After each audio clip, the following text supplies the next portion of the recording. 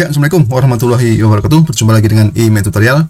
Oke, pada kesempatan ini saya akan membahas tentang materi matematika SMP berkaitan dengan jarak antara dua titik pada bidang koordinat. Nah, bagaimana bentuk soal dan cara penyelesaiannya? Untuk itu, simak videonya sampai selesai. Oke, sekarang kita lanjut aja ya.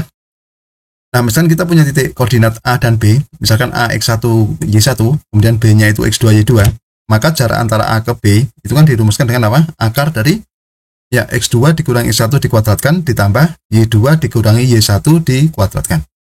Nah, sekarang coba kita langsung terapkan ke soal ya. Nah, misalkan ini akan kita bahas 5 soal ini ya. Tentukan jarak kedua titik berikut. Misalkan dari sini A ke B hanya 1,1, B-nya 4,5. Kemudian C ke D, C-nya 2,-1, D-nya -3,11. Dan seterusnya hingga misalkan di soal nomor 5 ini titik P itu -4,-11 dan Q itu 3,13. Nah, kita akan menghitung jarak antara kedua titik ini. Oke ya. Nah, sekarang kita bahas langsung aja untuk soal nomor 1 ya. Misalkan titik A itu diketahui A 1,1 ya, B-nya 4,5. Nah, jarak antara titik A ke B itu ya. Ingat, kita misalkan dulu X1 Y1 itu A-nya ini ya, itu kita misalkan X1, Y1, sementara B-nya itu kita misalkan X2, Y2. Nah, sekarang kita terapkan ke rumusnya. Jarak A ke B itu kan X2 dikurangi X1 kuadrat ditambah Y2 dikurangi Y1 kuadratkan, kemudian kita akar. Sekarang coba kita langsung masukkan ya angka-angkanya. X2-nya itu kan 4 ya, 4, kemudian X1-nya 1, berarti ini di sini 4 dikurangi 1 dikuadratkan, ditambah Y2 dikurangi Y1, Y2-nya itu 5, Y1-nya 1. Nah, sehingga bentuknya seperti ini. Langkah berikutnya kita sederhanakan sehingga menjadi akar dari 3 kuadrat ditambah 4 kuadrat. Sekarang kita hitung 3 kuadrat itu berapa? 9 ya, kemudian 4 kuadrat 16, sehingga menjadi 9 plus 16 ya, sehingga kita peroleh akar 25. Kita tahu bahwa akar 25 itu kan 5. Nah, jadi kesimpulannya jarak titik A ke B itu adalah 5 satuan. Udah ya ini ya. Oke, sekarang coba kita bahas soal yang nomor 2. Di sini jarak titik C ke D. Nah, C-nya itu 2,-1, D-nya itu -3,11. Nah, sekarang kita misalkan dulu X1, Y1-nya itu di titik C ya. Berarti 2,-1, X1-nya 2, Y1-nya -1. Kemudian X2, Y2-nya mewakili D ya, berarti X2-nya itu -3, Y2-nya 11. Sekarang kita hitung jarak C ke D, rumusnya sama ya, X2 dikurangi X1 dikuadratkan, ditambah Y2 dikurangi Y1 dikuadratkan, kita akar ya. Kita masukkan langsung angkanya. X2-nya tadi berapa? -3. Oke, -3 dikurangi X1-nya 2. Kemudian dikuadratkan ya. Berikutnya ini 11 dikurangi -1. Ya, kemudian dikuadratkan. Kita hitung -3 dikurangi 2 itu kan -5 ya. Nah, sehingga menjadi akar dari -5 dikuadratkan ditambah 12 kuadrat. -5 dikuadratkan, berarti kan -5 dikali -5 ya, itu kan berarti 25. 12 kuadrat itu 144. Kalau kita jumlahkan itu 169. Nah, jadi kita peroleh akar dari 169 itu kan 13. Artinya apa? Artinya jarak dari titik C ke D itu adalah 13 satuan. Oke ya, paham ya? Nah, sekarang soal nomor 3, perhatikan. Dari titik E ke F, E-nya itu -3,6, F-nya 5,-9. Oke, kita misalkan dulu X1, Y1-nya itu titik E ya. X1-nya -3, Y1-nya 6, dan X2, Y2 itu mewakili titik F.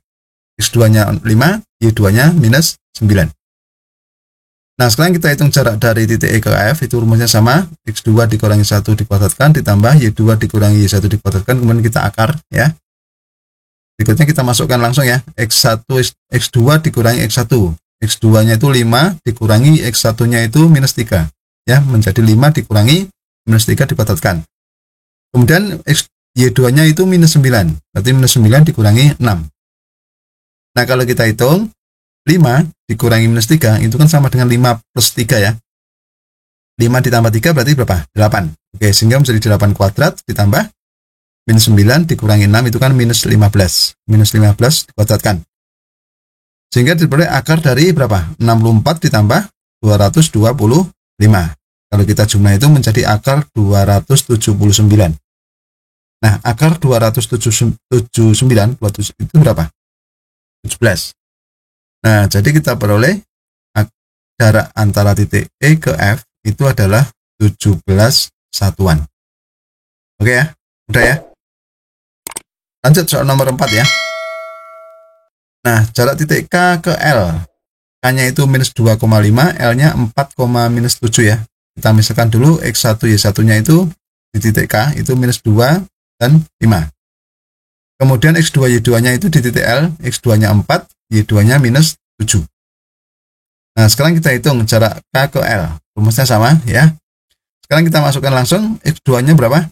X2-nya itu 4, X1-nya itu minus 2 ya.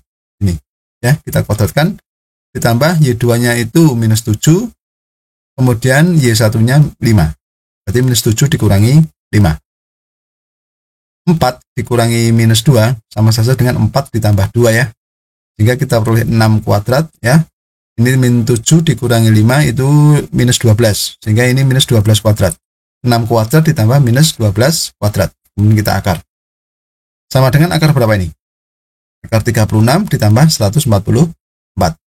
Kalau kita jumlahkan itu menjadi akar 180. Ingat 180 itu kan bukan kuadrat sempurna ya. Berarti harus kita bagi, kita pecah, bahwa 180 itu kan 36 dikali 5. Jadi ini ya bentuknya akar dari 36 dikali 5. Akar 36 itu kan 6. Nah, maka bentuknya ini bisa diubah menjadi ini, 6 dikali akar 5. Atau kita tulis 6 akar 5. Nah, jadi jarak antara dua titik K dan L gitu ya, itu adalah 6 akar 5. Oke, paham sampai sini? Oke, sekarang nomor terakhir ya, nomor 5, perhatikan. Jarak titik P ke Q. Nah, P-nya itu kan minus 4 dan minus 11, Q-nya itu 3,13. Kita anggap X1, Y1-nya itu di titik P ya. Berarti X1-nya itu minus 4, Y1-nya minus 11. Q-nya itu sebagai titik X2, Y2, X2-nya berarti 3, Y2-nya 13.